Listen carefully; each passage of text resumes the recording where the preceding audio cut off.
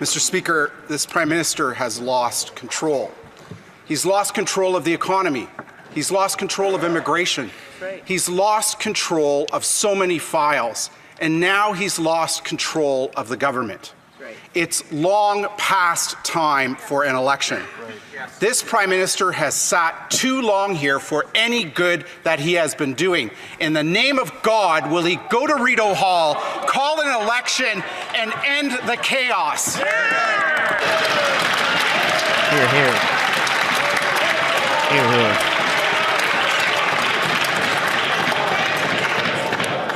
Order. The Honourable Leader of the Government in the House of Commons. Thank you, Mr. Speaker.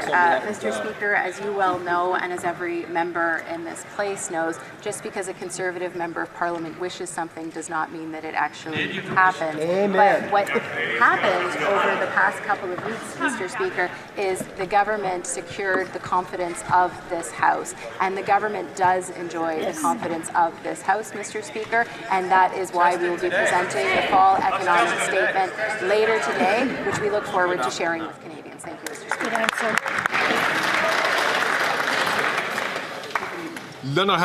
The Honourable Member for La Prairie.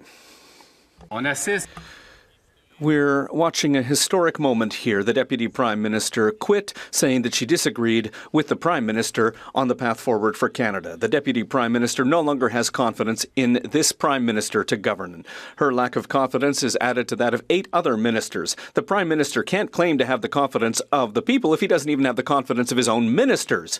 Will he do the democratic thing and put his future in the hands of the people and call elections?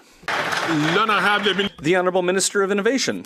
Mr. Speaker, on this side of the House, I know that all of our colleagues want to work for Quebec and the entire country, Mr. Speaker. At a time like this, what Quebecers expect is not to hear fiery slogans, Mr. Speaker. They expect us to work together. This is a moment where we need to work together to prepare Quebec and Quebec's industry to face the American administration. We need to prepare Quebec and the rest of Canada to win in the 21st century economy. And I can tell all Quebecers that that's what we're doing on this side of the House. That's what we wake up and do every day, Mr. Speaker.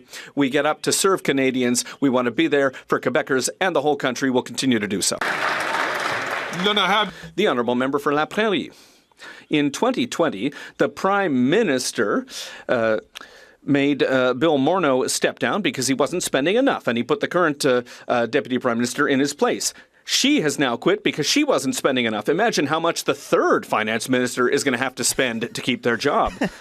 They're going to have to go over to the NDP to find somebody who's ready to spend that much.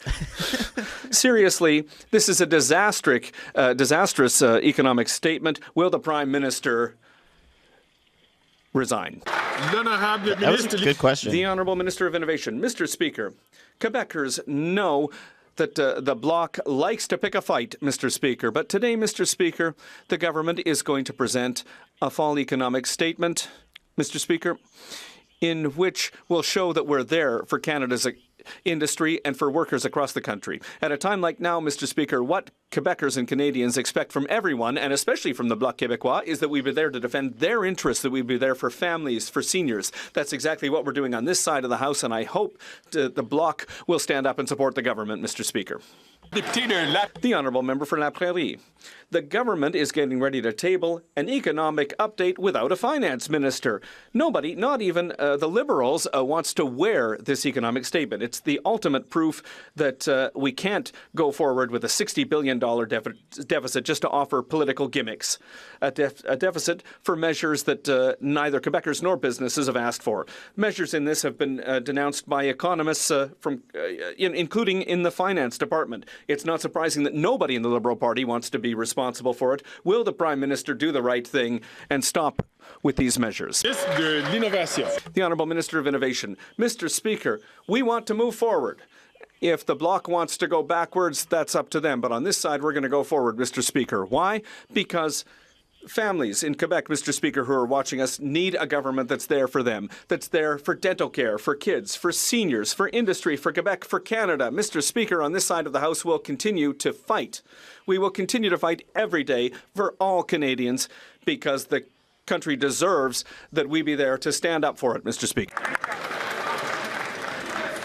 J'invite toujours.